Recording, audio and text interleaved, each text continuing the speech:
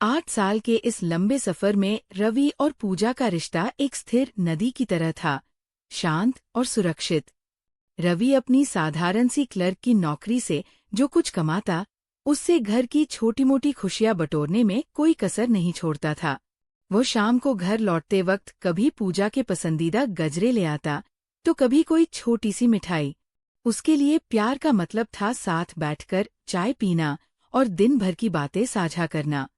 लेकिन पूजा के मन में अब एक अलग ही हलचल शुरू हो चुकी थी।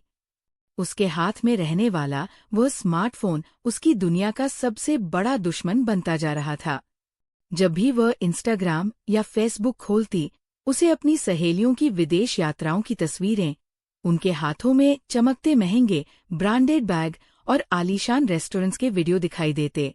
वह उन तस्वीरों को देखती और फिर अपने साधारण से घर के कोनों को निहारती, जहां दीवारों का पेंट अब थोड़ा फीका पड़ गया था। उसे अब रवि का वह सादापन और उसकी छोटी छोटी खुशियां बेमानी लगने लगी थी। क्या हमारी जिंदगी बस इसी 2 BHK फ्लैट और पुरानी स्कूटी तक सीमित रहेगी? ये सवाल अक्सर उसके दिमाग में गूंजता।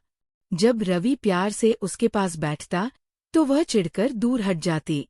उसके सपनों में अब रवि का साथ नहीं, बल्कि ऊंची इमारतों की चमक और शोर-शराबे वाली पार्टियों की महक थी।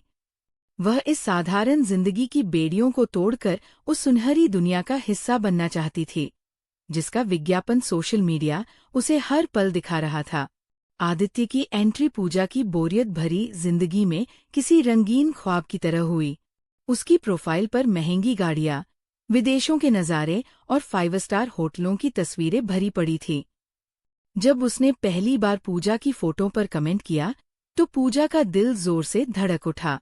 रवि जहां उसकी सादगी की तारीफ करता था, वही आदित्य उसके स्टाइल और उसकी खूबसूरती के कसीदे पढ़ता था। उनकी बातों का सिलसिला कमेंट से शुरू होकर पर्सनल चैट तक पहुंच गया।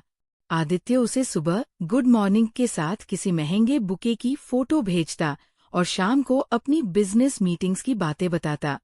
पूजा को लगने लगा कि वह किसी फिल्म की हीरोइन है। रवि की मामूली तनख्वाह और घर के हिसाब किताब के बीच आदित्य की बातें उसे एक दूसरी ही दुनिया की सैर कराती थी। जल्द ही बातों का ये सिलसिला तोहफों में बदल गया। कभी घर के दरवाजे पर कोई कीमती परफ्यूम आता, तो कभी ब्रांडेड घड़ी। जब पूजा झिझकती, तो आदित्य बड़े प्यार से कहता, ये तो बस छोटी सी शुरुआत है, तुम इससे कहीं ज्यादा डिजर्व करती हो। शहर के सबसे पॉश कैफे में जब वे पहली बार मिले, तो आदित्य का आत्मविश्वास और उसकी महंगी कार देखकर पूजा पूरी तरह सम्मोहित हो गई। उसने रवि के साथ बिताए उन 8 सालों को एक झटके में वक्त की बर्बादी मान लिया। उसे यकीन हो गया कि आदित्य ही वह राजकुमार है, जो उसे इस साधारण मध्यम वर्गीय दलदल से निकालकर सितारों की दुनिया में ले जाएगा। वह ये भूल गई कि हर चमकती चीज सोना नहीं होती, और मुफ्त में मिलने वाले महंगे तोहफों की कीमत अक्सर बहुत भारी चुकानी पड़ती है। पूजा के लिए अब घर की चारदीवारी किसी कैदखाने की तरह हो गई थी। रवि जब थकाहारा दफ्तर से लौटता और प्यार से उसके पास बैठने की कोशिश करता, तो पूजा के पास बहानों की एक लंबी फहरिस्त तैयार रहती। कभी सिरदर्द का नाटक, तो कभी सहेली की तबीयत खराब होने का झूठा किस्सा।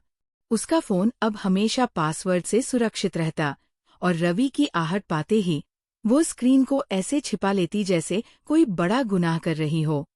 आदित्य के साथ बिताया गया हर घंटा उसे एक सुनहरी दुनिया का एहसास कराता। आलीशान होटलों की मखमली कुर्सियों पर बैठकर जब वो आदित्य की बातें सुनती, तो उसे अपना पुराना जीवन बहुत छोटा लगने लगता। आदित्य उसकी आंखों में आंखें डालकर बड़े सलीके से कहता, पूजा, तुम जैसी नाजुक और खूबसूरत औरत को तो किसी महल की रानी होना चाहिए था। तुम अपनी काबिलियत और इस हुस्न को एक मामूली क्लर्क की पत्नी बनकर जाया कर रही हो। इन शब्दों ने पूजा के अहंकार को हवा दी। उसे लगने लगा कि रवि ने उसे कभी समझा ही नहीं, जबकि आदित्य उसकी रूह तक को पहचानता है।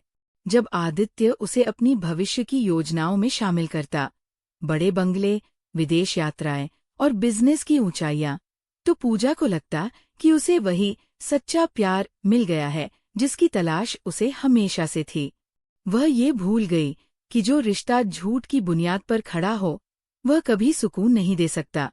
वो आदित्य के बुने हुए उस रेशमी जाल में इतनी गहराई तक धंस चुकी थी कि उसे आने वाले खतरे की आहट भी सुनाई नहीं दे रही थी। पूजा के हाथ में पकड़ा हुआ फूलों का गुलदस्ता फर्श पर गिर पड़ा। वो ऑफिस के केबिन के बाहर सुन्न खड़ी थी और अंदर से आती ठहाकों की आवाजें उसके कानों में पिघले हुए शीशे की तरह उतर रही थी। आदित्य, जो कल रात तक उसे दुनिया की सबसे खास औरत बता रहा था, आज अपने दोस्तों के बीच उसकी सादगी और उसके लालच का मजाक उड़ा रहा था। तुम लोग यकीन नहीं करोगे, आदित्य सिगरेट का धुआं उड़ाते हुए कह रहा था। बस 2-4 नकली ब्रांडेड बैग और 1-2 महंगे डिनर, और ये औरतें समझने लगती है कि उन्हें उनका सोलमेट मिल गया।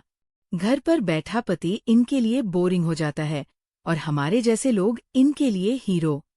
ऐसी औरतों की कोई कीमत नहीं होती यार, बस जब तक मन लगा खेल लिया। आदित्य की इन बातों ने पूजा के उस सुनहरे महल को ताश के पत्तों की तरह ढहा दिया, जिसे उसने पिछले कुछ महीनों में बड़ी हसरत से बनाया था। उसे अपनी खूबसूरती, अपनी समझदारी और उस सच्चे प्यार पर घिन आने लगी जिसे वह अपनी खुशन सी भी समझ बैठी थी। उसे अपनी वो सहेलियां याद आई जिनकी चमक दमक देखकर उसने अपनी हस्ती मिटा दी थी, और उसे अपना वो छोटा सा घर याद आया जहां रवि उसकी एक मुस्कुराहट के लिए तरसता था। आदित्य का असली चेहरा इतना खौफनाक और बदसूरत था कि पूजा को वहां एक पल भी रुकना भारी लग रहा था। वह बिना कुछ कहे दबे पांव वहां से भाग निकली। सड़कों पर चलते हुए उसे हर चेहरा आदित्य जैसा लग रहा था और हर हंसी उसे अपना मजाक उड़ाती महसूस हो रही थी। उसे समझ आ गया था कि वह किसी राजकुमार के प्यार में नहीं, बल्कि एक शिकारी के जाल में फंसी हुई एक मामूली शिकार थी। अब उसके पास सिवाय पछतावे के और कुछ नहीं बचा था। घर की दहलीज पर कदम रखते ही पूजा को एक अजीब सी ठंडक का एहसास हुआ। वह घर, जिसे वो कल तक एक कैदखाना समझ रही थी, आज उसे दुनिया की सबसे सुरक्षित जगह लग रहा था। वह चुपचाप सोफे के कोने में दुबक कर बैठ गई। उसकी आंखों के सामने पिछले 8 सालों की एक-एक फिल्म चलने लगी। उसे याद आया कि कैसे रवि अपनी पहली सैलरी से उसके लिए वह साधारण सी साड़ी लाया था और उसकी आंखों में कितनी चमक थी। उसे याद आया कि जब वो बीमार होती थी तो रवि पूरी रात जागकर उसके सिर पर ठंडी पट्टियां रखता था।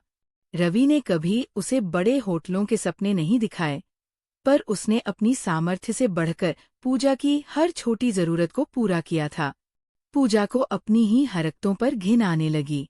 उसे याद आया कि कैसे वह रवि के फोन करने पर चिढ़ जाती थी, कैसे उसने रवि के भोलेपन का फायदा उठाकर उसे घंटों झूठ बोले थे।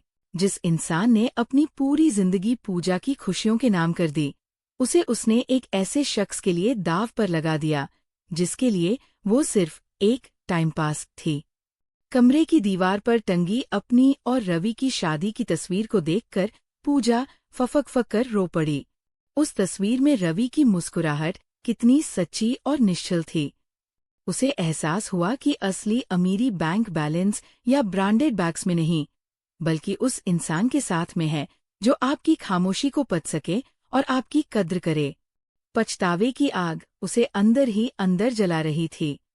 उसे लग रहा था कि उसने एक असली हीरा खोकर कांच के टुकड़ों को बटोरने की कोशिश की थी। अब उसे डर था कि क्या रवि उसे कभी माफ कर पाएगा? क्या वो टूटा हुआ भरोसा फिर से जुड़ पाएगा? उस शाम जब रवि दफ्तर से घर लौटा तो उसने पूजा को अंधेरे कमरे में सुबकते हुए पाया।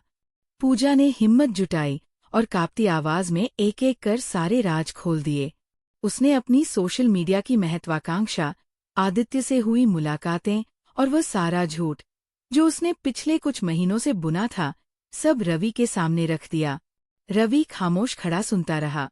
उसके चेहरे पर गुस्से से ज्यादा एक गहरा दर्द था। 8 साल का भरोसा पल भर में बिखर चुका था। पूजा ने रोते हुए उसके पैर पकड़ लिए। रवि, मुझे सजा दे दो, पर नफरत मत करो। मैंने चमक के पीछे भागकर अपनी असली रोशनी खो दी थी। मुझे अब समझ आया कि तुम्हारी सादगी ही मेरी सबसे बड़ी दौलत थी। कमरे में एक लंबी खामोशी छा गई। रवि ने गहरी सांस ली और खिड़की के बाहर ढलते सूरज को देखने लगा। कुछ देर बाद वह मुड़ा और पूजा को सहारा देकर उठाया। उसकी आवाज भारी थी, पर उसमें कड़वाहट नहीं थी। उसने शांत भाव से कहा, गलती इंसान से ही होती है, पूजा, लेकिन अगर इंसान उसे वक्त रहते समझ जाए और उसे सुधारने की सच्ची कोशिश करे, तो जिंदगी फिर से शुरू की जा सकती है। भरोसा टूटता है तो दर्द होता है, पर उसे फिर से जोड़ने की कोशिश हम दोनों को मिलकर करनी होगी। रवि की इस उदारता ने पूजा के दिल को झकझोर दिया। उसने उसी पल मन में ठान लिया कि वह अब कभी दिखावे की दुनिया के पीछे नहीं भागेगी। उसने अपना सोशल मीडिया अकाउंट और वे सारे महंगे तोहफे हटा दिए, जो उसे उस फरेबी दुनिया की याद दिलाते थे। उस दिन के बाद पूजा और रवि के बीच की दूरियां धीरे धीरे कम होने लगी। अब वे साथ बैठकर फिर से वही पुरानी बातें करते, छोटी छोटी खुशियों में जश्न मनाते और एक दूसरे की आंखों में सच तलाशते। पूजा ने समझ लिया था कि आलीशान गाड़ी और महंगे कपड़ों से घर नहीं बनता, घर तो आपसी विश्वास और निस्वार्थ प्रेम की ईंटों से खड़ा होता है। इस तरह एक कड़वे सबक ने उनके रिश्ते को पहले से कहीं ज्यादा परिपक्व और अटूट बना दिया। अगर आपको ये कहानी पसंद आई हो तो प्लीज मेरे चैनल को लाइक करें, शेयर करें और सब्सक्राइब करना ना भूलें। धन्यवाद।